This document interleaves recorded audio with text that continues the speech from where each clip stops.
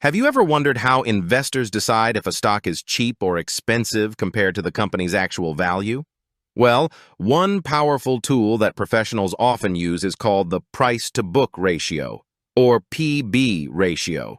And today we're going to break it down in the simplest way possible so that even if you've never invested before, you'll walk away understanding it fully. Stick with me till the end, because by the time we finish, you'll be able to spot potential investment opportunities like a pro. Hey, real quick, before we jump into the video, please take some time to read the full disclaimer on the screen. So, what exactly is the price-to-book ratio? In simple terms, it's a number that tells you how much investors are willing to pay for each dollar of a company's net assets. Net assets are basically what's left if the company sold all its assets and paid off all its debts. Think of it as the real value of the company's stuff, the stuff that the company actually owns outright. Now here's the formula. Don't worry, it's simple. Price-to-book ratio equals market price per share, book value per share. Let's break it down even more. The market price per share is just the current price of the stock you see on the stock exchange. Easy enough. The book value per share is where most beginners get a little confused, but it's really just the company's total assets minus its total liabilities, divided by the number of shares.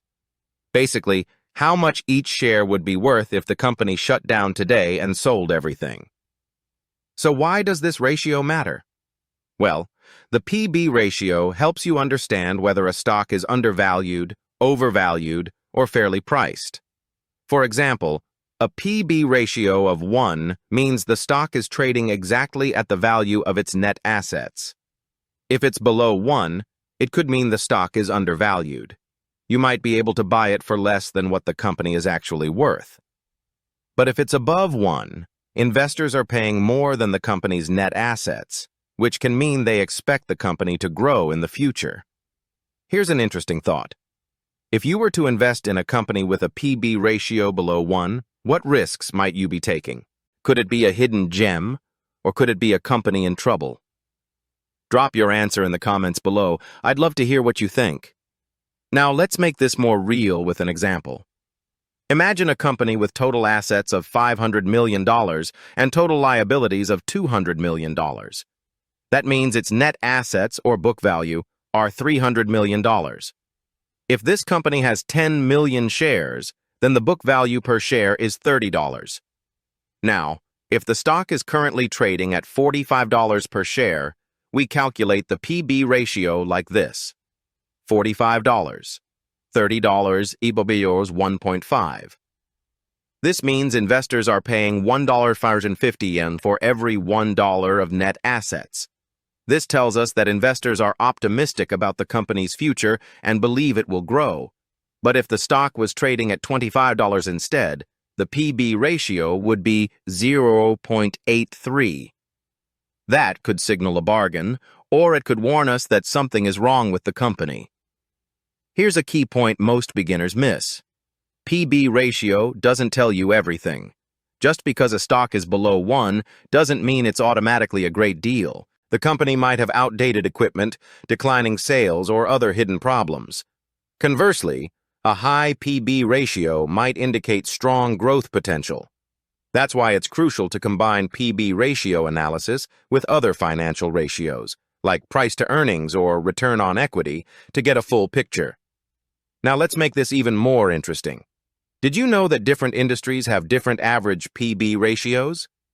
A tech company might have a much higher PB because its assets are often intangible, like software or intellectual property, which don't show up much on the balance sheet. On the other hand, a manufacturing company with heavy machinery might have a lower PB ratio because it has more tangible assets. So when you're comparing PB ratios, always compare companies in the same industry. Here's a question for you. If you see a tech company with a PB ratio of 5, and a manufacturing company with a PB ratio of 1, does that mean the tech company is overvalued? Or is it just reflecting the industry differences? Think about it, and leave your answer in the comments. I really want to see your reasoning. Another cool aspect of PB ratio is that it can help identify value stocks. Value investors, like the famous Warren Buffett, Often look for companies that are trading below their book value. The idea is that the market sometimes underestimates the real worth of a company, and buying undervalued stocks can give you solid returns over the long term. But here's a fun twist. Sometimes the market keeps a stock below its book value for a reason. Maybe the company is struggling, maybe it has a bad management team, or maybe the industry is shrinking. That's why I always say, P/B ratio is a starting point, not the final answer. It's like having a treasure map. It shows you where the treasure might be, but you still have to dig carefully. Now, if you're enjoying this and learning something new, don't forget to hit that like button, subscribe, and share this video with your friends. And if you're curious about more finance and investing tips explained simply, turn on the notification bell so you don't miss out. Let's talk a bit about interpreting P/B ratios in real life. Analysts often use benchmarks. A P/B ratio below 1 can be seen as undervalued. 1 to 3 is usually considered normal, and above 3 can be overvalued, though it depends on the industry. High-growth sectors like technology or healthcare often have higher P/B ratios, while banks or utilities might have lower ones. Think about it this way. A high P/B ratio shows optimism and growth expectations, while a low P/B ratio might be caution or hidden risk. It's like the stock market giving you a mood report on the company. Here's a little secret that beginners miss. The P/B ratio can also help during market downturns. When the market is falling, stocks can drop below book value. Savvy investors sometimes see this as a buying opportunity, but only if the company's fundamentals are strong. It's like getting a discount at a store, but you need to make sure the product isn't broken first. Now let's do a quick recap to make sure you got it. P/B ratio compares the market price of a stock to its book value. A P/B below 1 could signal undervaluation. Above 1 indicates investors expect growth. Industry matters. Compare P/B ratios within the same sector. It's not a standalone tool. Combine it with other financial metrics. Before we wrap up, I want to ask you, what industry do you think would naturally have the highest P/B ratio, and why? Is it tech, retail, energy, or healthcare? Drop your thoughts in the comments. I'm really curious to see your perspective. So there you have it. Price-to-book ratio explained in simple terms, with real examples, industry context, and practical tips. If you remember just one thing, it's this. The P/B ratio tells you how much the market is willing to pay for the company's net assets, and understanding it can help you make smarter investment decisions.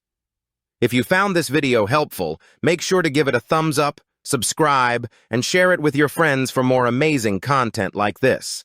Your support really helps me make more beginner-friendly finance videos, and here's a challenge for you. Next time you look at a stock, check its P/B ratio. Does it make you see the company in a different light? Comment your experience below. I'd love to hear how you use this in real life. Remember, investing isn't about luck.